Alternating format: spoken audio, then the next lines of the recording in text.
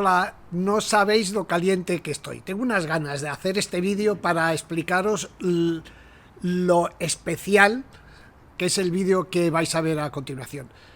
Yo tengo muy mala memoria, pero para mí es el mejor vídeo que hemos hecho desde que hemos empezado con Vecino GP.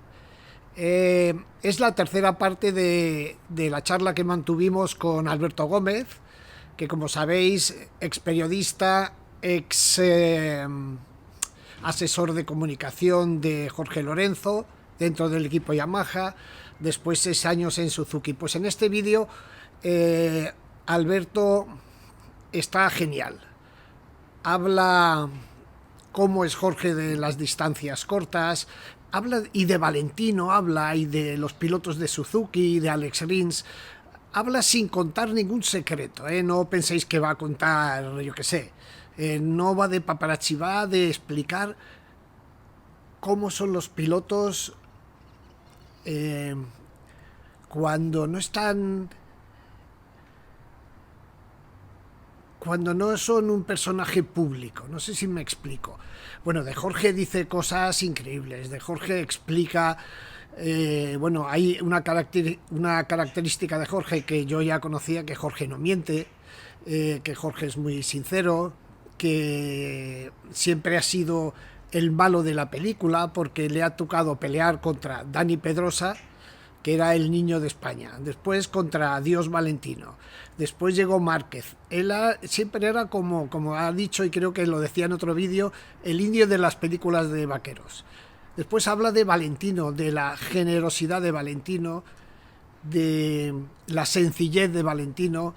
En fin, la verdad es que estoy emocionado con el vídeo este, me encanta, lo he oído varias veces y voy aprendiendo. Y mira que los conozco a todos y he tratado a todos, pero la explicación de Alberto, habiendo estado con ellos, habiéndolos visto en los momentos de debilidad y de todo esto, pues a mí me ha encantado. Viva. Así que os dejo para que disfrutéis de esto tanto como he disfrutado yo.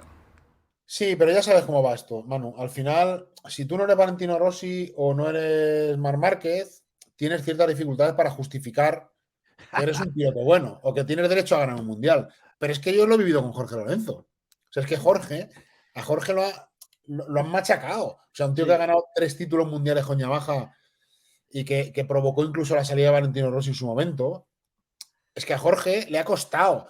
De hecho, si hablas en petit comité con otros pilotos o con gente de Dorna y tal, ahora te reconocen que al Mundial le haría falta un Jorge Lorenzo ahora mismo.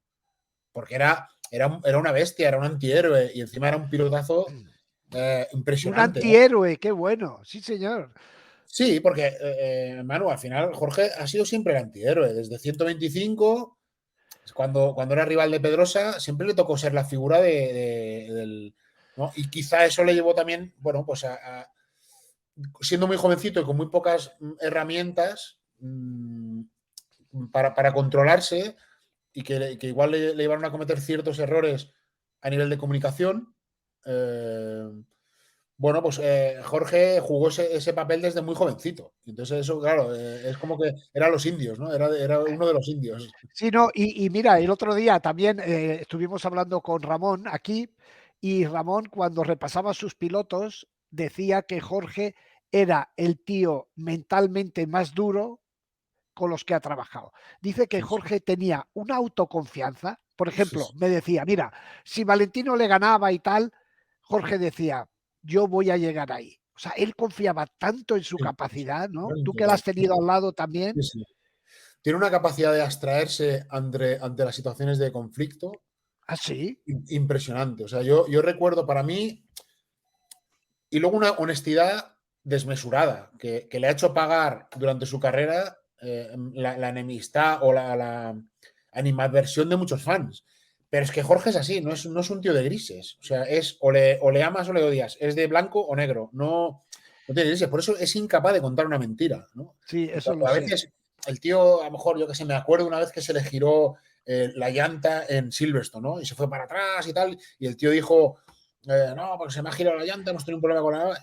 Y mucha gente le acusaba, ya estamos con las excusas. Pues Jorge nunca ha sido un piloto de poner excusas. Y te pongo un ejemplo. Hubo una carrera, después de lo que ocurrió cuando se rompió la clavícula en Assen, que hizo la Sí, machada, se operó, Barcelona sí, volvió y tal, que fue una cosa alucinante, porque yo vivía aquel Gran Premio más metido casi en su motorhome para ver cómo hacíamos ciertas cosas que en el box. Al año siguiente, que también lloviznó un poco y tal, hizo una carrera desastrosa, no sé si te sí, acuerdas, que sí, casi sí, sí, sí. lo doblan y acaba el 17 o el 18. El tío iba parado en la moto, ¿no? Y yo me acuerdo que antes de salir afuera, el tío estaba súper avergonzado y pidió perdón a todos los japoneses y a todo el equipo. O sea, el tío dijo que había sentido miedo encima de la moto. Yo le Sí, dije, a ver, Jorge, antes de encarar las teles, que son las primeras que hablan con el piloto, como bien sabes, yo le dije, ¿cómo quieres que digamos, qué quieres contar y cómo quieres contarlo, ¿no? Y me dice, es que no hay nada que preparar, Alberto. He sentido miedo encima de la moto, voy a pedir perdón a todo el mundo y voy a decir que he sentido miedo encima de la moto. Eso es un alarde de sinceridad que cualquier otro piloto no hubiera tenido jamás, yo creo. Hubiera puesto alguna otra excusa. Pero él salió a la tele y dije, voy a pedir perdón a todo el mundo, a los japoneses, a la gente que trabaja en la fábrica. Tengo el discurso grabado. O sea, a sí, mis mecánicos, a los fans, porque he hecho una carrera indigna de mí o inapropiada o sí, tal. sí, sí. He sentido miedo encima de la moto por primera vez en mi vida. Bueno, eso fue... Entonces quiero decir, es un tío hiper honesto, hiper Sí, honesto. Y como decías tú, y tiene un coco rocoso. O sea, sí, eso me ha dicho, que es una roca, ¿no? es rocoso. O sea, tú hablabas con él, pues no sé, el fin de semana del 2015 de Valencia, donde se jugaba el título que Valentino sale el último, después de todo lo que había pasado en esas 3 semanas, que había, hablando mal y en plata, mierda por todos los lados, Manu, acuérdate, aparte el Pado que estaba hundido, o Sí, sea, la sí, gente sí, estaba sí. destrozada. O sea, el tío hace un fin de semana que probablemente, yo no le recuerdo, probablemente sea el mejor fin de semana de su vida. O sea, él te controla todas las sesiones. En la pole, en el segundo circuito más corto del mundial, creo que le mete medio segundo a Marc Márquez. En la pole. Y hace la pole. Y sale en carrera primero hasta el final. O sea, y pum, pum, pum. O sea, eso es, o sea, un tío que con todo el ruido que había y la toxicidad que se había generado en torno a él y a Márquez todo el fin de semana, que haga ese fin de semana, a mí me pareció Oye, Alberto, y cómo dentro del box, cómo fue ese gran premio? Porque había dos mundos, había el yin y el yang. sí. No sé quién era el yin y quién era el yang, pero había dos Bueno, mundos fue un fin de semana muy complicado. tremendo, ¿no? No puedo contar detalles, obviamente, porque son detalles que se Sí, quedarán ahí no, no, dentro, pero emocionalmente fue muy duro, fue muy complicado de gestionar. Yo creo que tanto para Lynn Jarvis como para Suji, San, que entonces era el project leader, fue muy, muy complicado de gestionar. Para Espeleta, por supuesto, porque también, todo empezó con una reunión con los pilotos para que hubiera un poco de calma chicha durante todo el Gran Premio, porque además venía el tema peligroso, había sí. amenazas por medio, había gente que iba a decir que iban a entrar al circuito con palos y navajas, bueno, es que hubo tanto ruido alrededor de aquel Gran Premio y esto no sé a qué viene, a qué venía, qué te estaba contando. No, el ambiente dentro del box, ese Claro, gran premio tan... entonces había una tensión, macho, en el equipo tremenda, pero incluso una tensión entre compañeros que, bueno, prácticamente no se hablaron en todo el fin de semana, pero... Y entonces fue Cuando en duro. realidad, bueno, vamos a dejar ese asunto porque nunca nos pondremos de acuerdo. Ahí, esos No, son, esto es, y lo que yo también quería aprovechar es, después, cómo le sentó a Jorge que se cancelaban todas las celebraciones por haber ganado un título mundial. A mí eso me pareció una cosa increíble, un menosprecio hacia él. bueno, pero es algo que no dependía de él al final. O sea, al final él hizo su fiesta y se divirtió a su manera y no es un tío de mirar muy para atrás en ese sentido. Y Yo no creo le que dolió eso, no le dolió. me Yo creo imagino que que, ahí me imagino decidió que sí. irse de Yamaha. Me imagino que sí, que le dolió mucho. Yo también creo que aquel proceso desde Sepang, bueno, lo sé, fue un poco el disparadero para que él abandonara Yamaha. Y bueno, Qué bueno, o sea, ahí debiste vivir cosas, porque otra cosa curiosa es la vuelta de Valentino a territorio Lorenzo. O sea, Sí, porque sí, cuando llega Jorge, Valentino lo quiere masacrar, el testarudo de Jorge le da la vuelta a la cosa, Valentino reta a Yamaha para elegir entre Jorge y él, y sí, Yamaha se queda con Jorge. O sea, el pasaje es acojonante. Se sí, va a Ducati, fracasa y después quiere volver. Primero sí, no le aceptan a Valentino, por lo que yo sé. Después usa su influencia con Furusawa, un ingeniero japonés que le había llevado. Le abren la puerta y Jorge le deja entrar. sí. Eso Bueno, es tremendo, ¿eh? Eso es pero luego tremendo. Jorge le deja entrar y además nunca quiso vetarle, ¿eh? Es acojonante. Es Porque, acojonante. y es lo que, y volvemos un poco al discurso, a lo que decías tú antes, ¿no? Es la autoconfianza de Jorge. O sea, es decir, Jorge no le tiene miedo a nadie. O sea, es capaz de reconocer que Marc Márquez es el mejor piloto del mundo, o que Valentino Rossi es el que vende más motos, el que tiene más fans y el más guapo, Pero pero eso yo voy.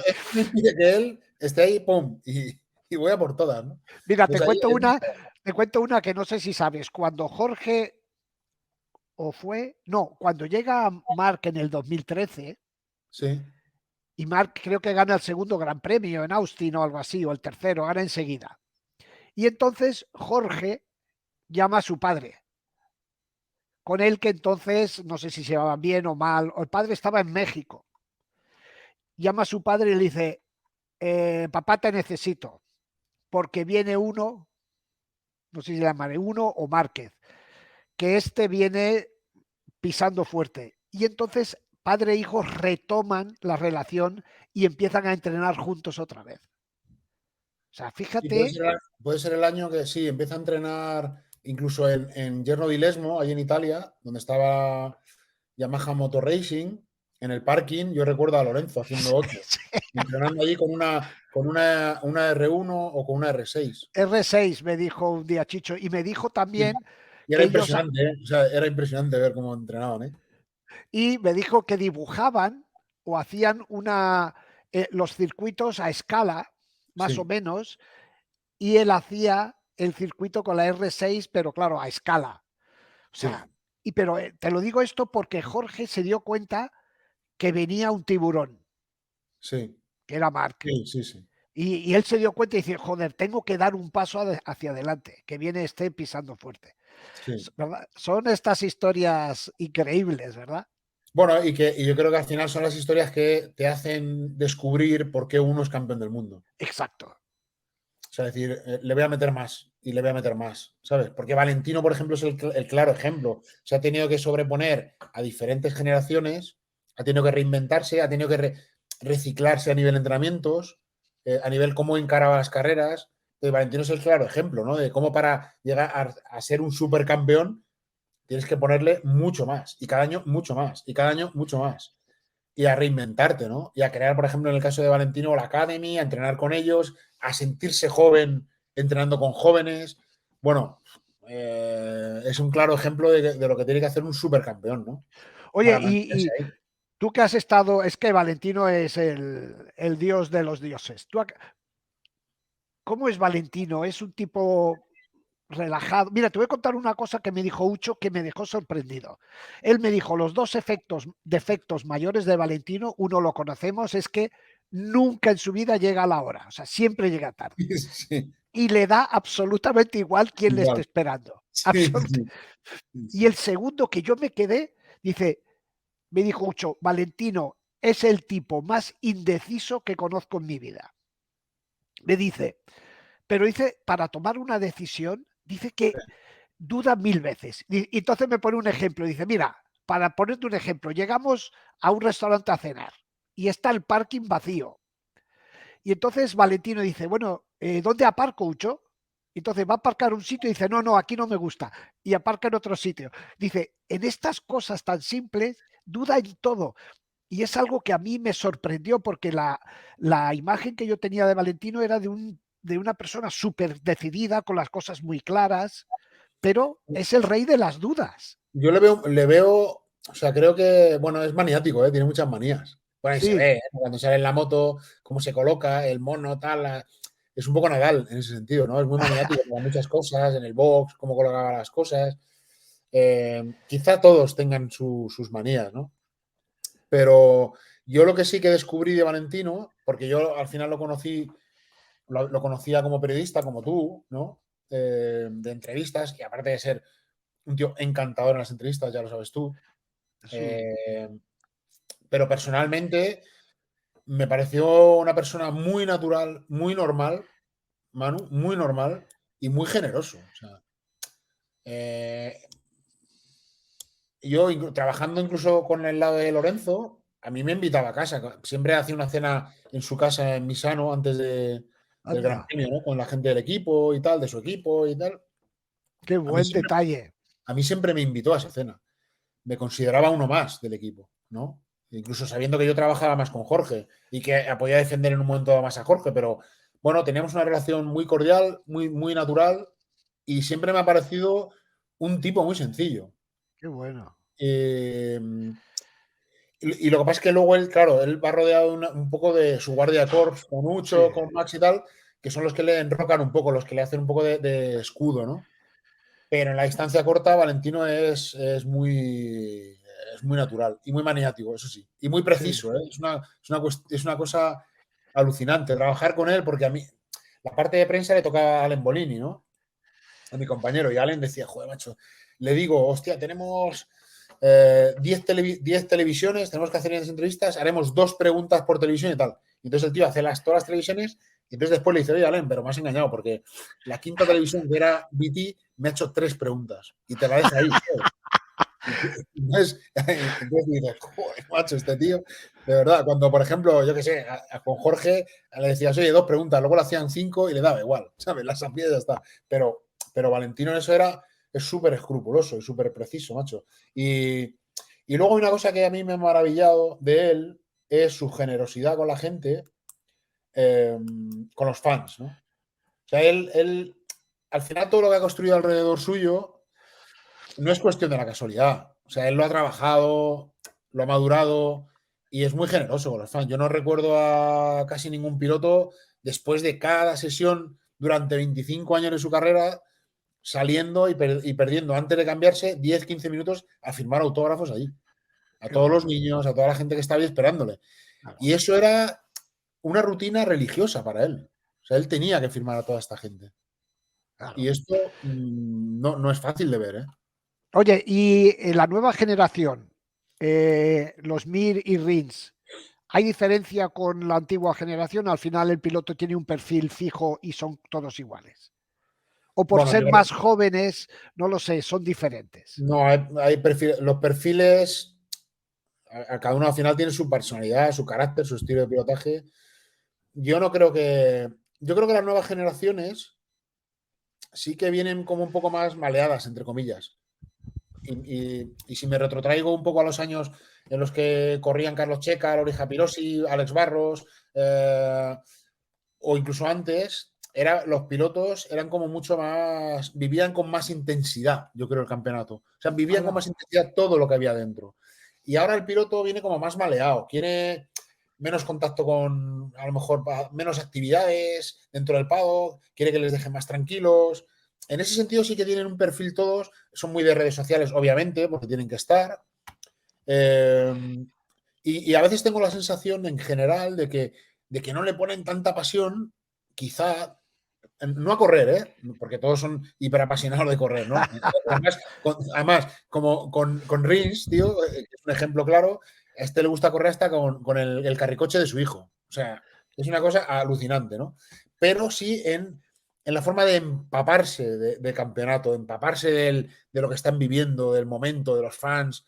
Yo veía a los pilotos de antes como mucho más implicados, ¿no? Y Valentino ha sido un poco el último de esa raza, ¿no? De esa estirpe de pilotos, ¿no? Que para ellos el mundo de las carreras es, es un todo, ¿sabes? No, yo corro y luego quiero estar apartado, o yo quiero estar en mi motorhome, o yo corro y me quiero ir a casa rápido, o yo corro y no quiero hacer esta activación. No, hay que vivir ese momento. Y Márquez, yo creo que eso también un poco lo conserva, ¿no? mira, te voy a contar una anécdota con Marc, que creo que fue el Gran Premio, no, Silverstone, no sé qué año. En la rueda de prensa del jueves, Honda se trae a Jim Redman, Sí, muchas, sí, muchas veces campeón del mundo y tal. Y entonces Jim Redman está sentado allí y llegan Marc Márquez. Y entonces Héctor Martín le dice a Marc, mira, aquí está Jim Redman. Y Marc le mira y le dice, campeón muchas veces con Honda y no sé qué, ¿no? sí, Se levantan y se ponen a hablar. Y llega Valentino y de lejos dice, Jim Redman, sí, ¿sabe? O sea, sabía quién era. sí, Marc no sí. sabía quién era. Entonces Jim Redman, y a Valentino fue como ver un héroe, y Valentino le pidió a Redman hacerse una foto. Pero claro, también Manolo, hay que entender que Valentino se ha criado en el paddock, con su padre Graciano, que ha corrido contra Jim, ¿no? Yo creo. Sí, pero te digo, pero ya lo sé, si hay justificación, pero te digo que es lo que dices tú, ¿sabes? Sí. Yo no sé si Rins sabe quién es Kenny Roberts, no lo sé. Bueno, saben, ¿eh? O, Saben, o sea, sí, controlan, ¿eh? Sí, sí, controlan. Yo la verdad es que he tenido suerte, ¿eh? Con estos dos pilotos últimos, porque he tenido dos tíos buena gente o qué. muy, muy buena gente, sí. Muy Sí. accesibles, muy majos, cada uno con su carácter, uno un poco más retraído, uno un poco más social, pero dos tíos con un... Joder, muy buena gente. La verdad es que... Joan Mir es más retraído, ¿verdad? Alex es más abierto. Sí, quizá Joan prefiere estar más en la retaguardia, en su mundo, es menos de exposición. Alex es más social, a ver, Alex también es más puñetero, ¿sabes? Es como un pirla, como dicen los italianos, ¿no? Está siempre tocando las pelotas a todo el mundo alrededor, ¿no? Bueno, son caracteres diferentes, personas diferentes, Oye, pero que, ¿cómo crees que lo hará Joan al lado del Marc Márquez? ¿Se ha metido en la boca del lobo o no? bueno, no lo sé, ahí, Manu, no lo sé. Yo Pero le bueno, deseo lo mejor. tendrás una opinión, no lo sé. Sí, pero es que no soy técnico al final, es que no se sabe nunca. Igual resulta que coge esta moto y en Malasia ha descubierto que es su moto y no era Suzuki. Bueno, no lo sé. Porque claro, su estilo también de pilotaje es muy como Marc, yo creo, muy frenador, ¿no? Ajá. Y mucho más agresivo en la moto quizá que Alex Rins, entonces no lo sé. A mí yo Es quisiera... es una de las grandes interrogantes bueno, para el año que viene, ¿no? A ver, a mí me gustaría que Porque, fuera, me gustaría mucho que fuera fuerte y que fuera muy bien. claro, pero O sea, que fuese una marca aquello, personal. ser compañero de Mark se ha convertido en una máquina de triturar carne, pero no porque, no porque Mark tenga esa intención, sino porque simplemente por allí han pasado y Sí. Mark está a un nivel tremendo, tremendo. Márquez está a un nivel tremendo y bueno, y veremos a ver también el nivel que tiene, ¿no? Claro, Porque ya él ya creo que ya comentó, ¿no? Os comentó que a ver, que el invierno dictaría un poco, ¿no? El estado de su hombro y lo que podría dar de sí el año siguiente, ¿no? El 23. Yo también le auguro que lo mejor para Marc, porque el campeonato lo necesita. Este tipo sí, de, este tipo de GOATs son imprescindibles en cualquier deporte y bueno, sí muy que es bien. verdad que esperemos. Yo, a mí me tocará vivir el campeonato desde fuera un poco. ¿Eso Eh, qué vas a hacer? Cuéntanos. ya no voy a vivir con la intensidad, ¿no? Que dentro de que se vive el motociclismo dentro de un equipo, que al final es una cosa súper bonita, súper emocionante y también mala para el corazón, porque es verdad que los arranques de carrera y los prolegómenos antes de las carreras dentro del box se sufre muchísimo, Sí, muchísimo, muchísimo. Y además tengo recuerdos de realmente sentir una taquicardia joder. incontrolable y sentirme mal, o sea, ponerme mal el estómago y tal. Sí, sí. Pues Tengo entonces los pilotos no veas. Si tú te ponías así, Bueno, pero al final ellos son, ¿sabes? Son los que están ahí en el, ¿no? En faena y son los que se conocen a sí mismos y saben controlarse. Pero qué los que no bueno. controlamos nada, pues, estás sufriendo ahí como un perro. Bueno, entonces, de qué te voy a ver el año que viene?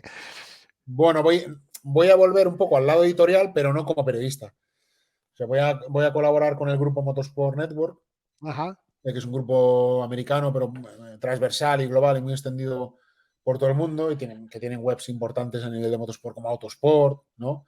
Que es una web histórica y legendaria, sobre todo por Fórmula 1. Y luego, bueno, pues voy a dedicar un poco más a relaciones públicas, corporativas, activación de sponsors y tal. ¿Pero Bueno, estarás en los circuitos o no? sí, sí, mi intención es ir al menos a la mitad del campeonato Claro. para seguir Pues ahí, bueno, pues trabajando y viendo y haciendo cosillas. muy bien, Alberto, pues seguro que lo harás bien. Oye, que Esperemos. mil gracias y perdona por el fallo técnico de Nada, nada, ha antes, sido un placer. pero siempre es un gusto, tío, hablar Sí, contigo. Además, como sabéis, no sé si lo sabéis, es vecino, está por aquí cerca. sí. Podríamos habernos sentado en un bar, pero En una bueno. cafetería, sí. En fin, bueno, Alberto, mil gracias, felices fiestas Gracias igualmente, Manu. y nos veremos por ahí. Nada, un saludo a todos a los que te siguen, que espero que sigan disfrutando de las motos y que nada, que lo pasaremos bien el año que viene, todos. Seguro, seguro. Hasta luego, chicos. Adiós.